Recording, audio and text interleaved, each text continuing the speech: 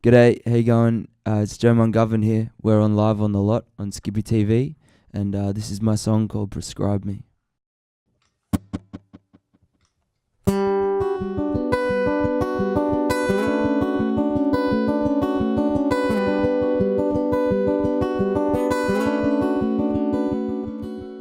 Down, down, down, down it goes.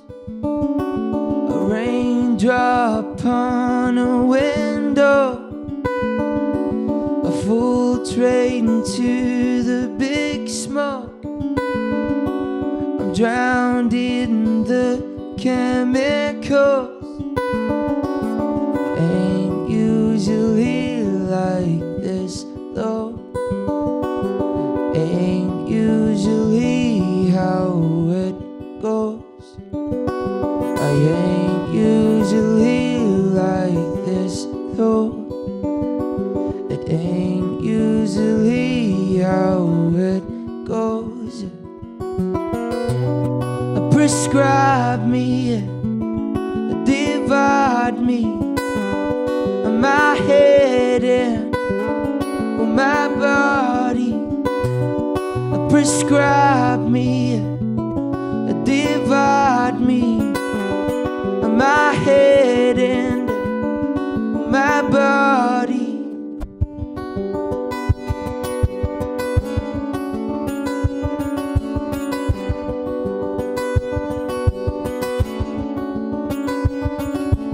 Down, down, down, down it goes.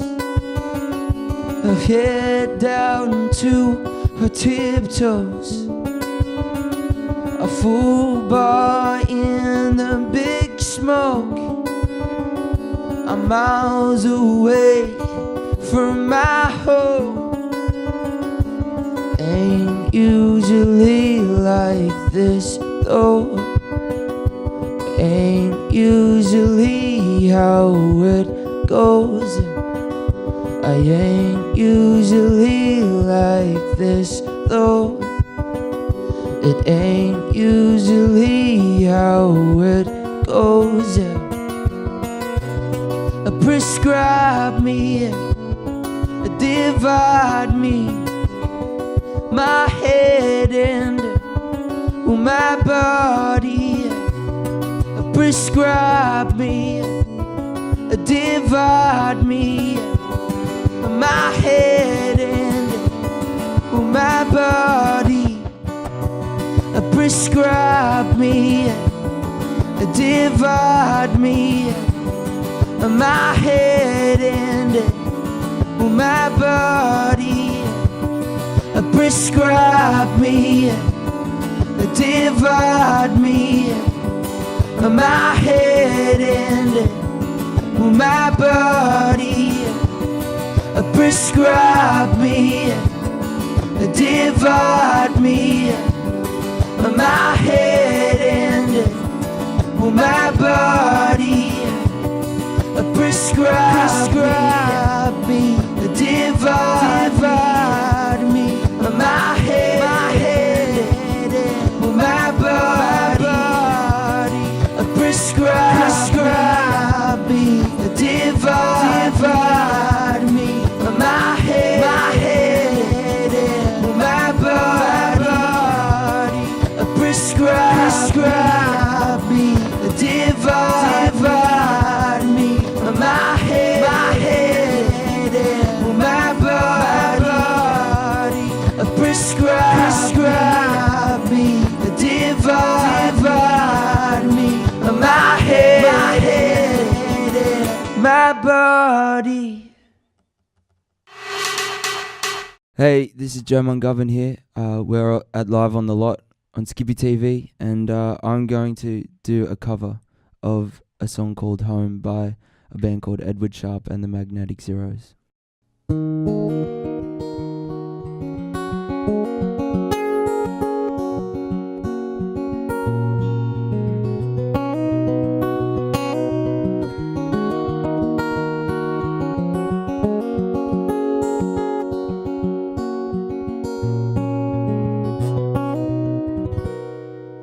Alabama, Arkansas, I I do love my mom and pa, not the way that I do love you. Holy moly, me, oh my, you're the apple of my eye. Girl, I've never loved one like you. Man, oh man, you're my best friend. I scream into the nothingness. There ain't nothing that I need.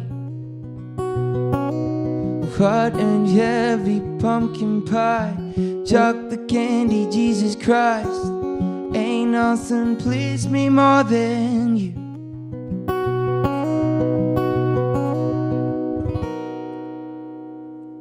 Oh, let me go home. Home is wherever I'm with you. Oh, let me go home.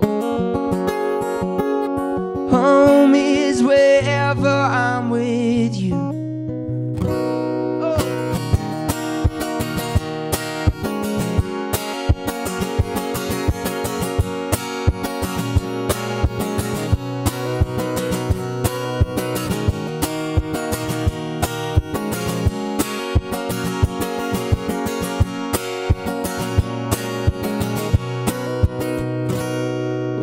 Followed you into the park, to the jungle, to the dark. Girl, I've never loved one like you. Moats and boats and waterfalls, alleyways and payphone calls. Well, I've been everywhere with you. We'll laugh until we think we'll die. We're barefoot on a summer night, and nothing new is sweeter than with you. And in the streets we're running free, like it's only you and me. Geez, you're something to see.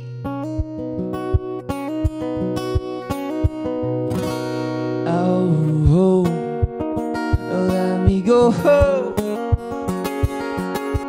Home is wherever I'm with you. Oh, let me go home. Home is wherever I'm with you.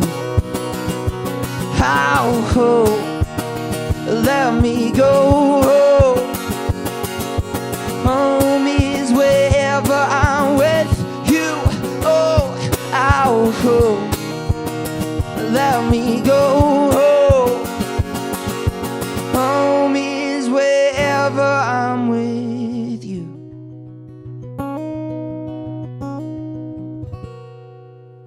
Alabama, Arkansas, I do love my mom and pa, not the way that I do love you.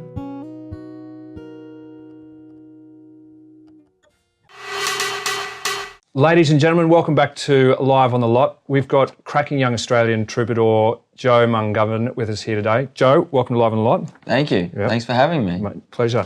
And thank you for playing Prescribe Me off the new EP, Another Night, A Distance From Here. That's it. Mate, you're sounding pretty tired. Oh, thank you very much. Yeah. Tell us about the track and what inspired it. The track, well, I wrote the track, all of the tracks off the new EP I sort of wrote about different times on in different places around the country, travelling around, touring. The last EP, and then that's what sort of inspired this EP. So this one's sort of about just a night out in Melbourne. It was, I think, and yeah, it was just sort of just. So it's a non-fiction. No, yeah, story. it's all a true story. I write pretty much all from Okay. Personal experience. So yeah, it's just a story about a night out. I read somewhere that your music is described as this introspective folk music, and your slick vocals and guitar fidelity. How would you describe your sound? I think it's sort of just a blend of obviously everything that I sort of like and listen to. It started when I first really started writing. I was playing in a big 9-piece reggae funk band, and we had a big horn section, a rhythm section, so I was writing that kind of funk reggae music, and then more sort of just got into the solo stuff, and then I was writing probably more folk-based music, and now I think it's sort of leading into it's a lot poppier, and there's just influences coming from different places with me listening to new music and discovering new sounds, a lot of hip-hop influence and that sort of stuff. So it's sort of broadened my perspective, but it's been great to be able to write for so many different bands and stuff like that, because it really gives you an idea about the how to zone in on making a song really good no matter what genre you're writing for. And so you live in a beautiful part of the world down in Kiama by the sea. Yeah. How much does the coast or the ocean influence your music or Yeah, your writing? Yeah, I think it has a huge impact on me because I'm very connected to that part of the world, and yeah, like it sort of just shapes the way that I look at everything. So definitely it would have a massive impact on my writing.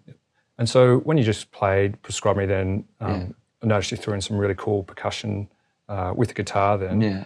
I was also on Dr. Google, and so you started life playing the drums. Yeah, I started from a very young age. I was sort of just was bashing on things and annoying my parents. I was about to say, driving the folks crazy. Yeah, pretty much. Pots and pans sort of thing.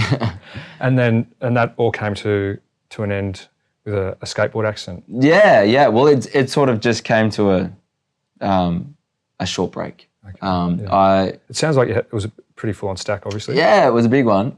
If you've been to Kiama before, you'll notice there's some pretty large hills, and I longboarded down a hill, which is just like a long skateboard, and it goes a lot quicker. And I hit a street sign at the bottom of the hill, and I fractured both my femurs, and this was a compound fracture. Which How old were you? I was for 13 or 14 at the time. Wow. Yeah. Can't remember. But yeah, so I had a bone sticking out of my leg, and I was in a wheelchair for about 4 months. So I couldn't drum anymore because I was in a wheelchair where I was like straight out and sort of up. So your parents were relieved once they knew you were okay. Yeah. Well, they didn't know if I was going to walk again or whatever. Okay. So I was pretty full on. It's a very stressful time for them. And so picking up the guitar, was it?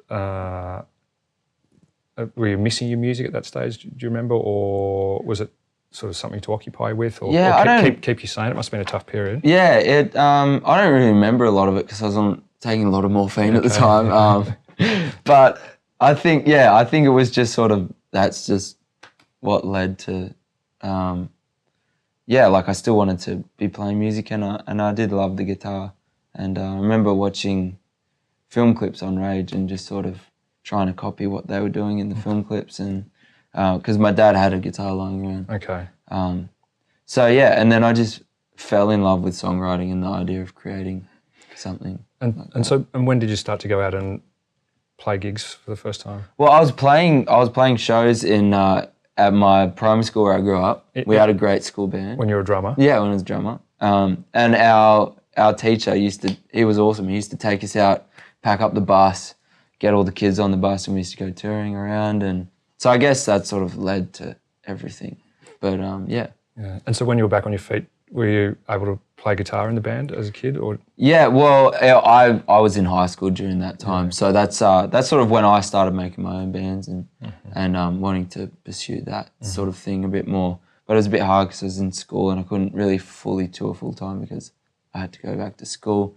But luckily, when I was in school, we had a lot of opportunities to do different things with music. So I wasn't really at school a lot. I was like attending school, but I was up in Sydney and traveling around and playing music and that sort of stuff. So yeah. And you've had some good success, Triple J and I think number 2 on iTunes charts with the last not this EP, the last one. Yeah. So now 3 EPs in, is it? I suppose everyone's asking, is there an album hiding somewhere? Or? It's brewing. Yeah, it's definitely brewing. Yeah, I'm always writing, trying to always write all the time. So and do you write on the road a lot? Yeah, I mean it's been nice at the start of the year. I had a bit of time off and I went down and I was down at a place called Bundanon Trust, which is down on the Shoalhaven River. and just living in a cottage down there and writing. So that Beautiful. was great. And I like to go out and stay on farms and that sort of stuff, just where I can just chill and write music and not annoy anyone. Yeah, exactly. Off camera before, you told me you spend a lot of time on the road touring. So have you been touring this EP yet? No, I haven't toured this EP yet. This starts tonight, and then it goes until sort of into March. Yeah. And so the tour kicks off tonight at the Brighton Up Bar. Yeah.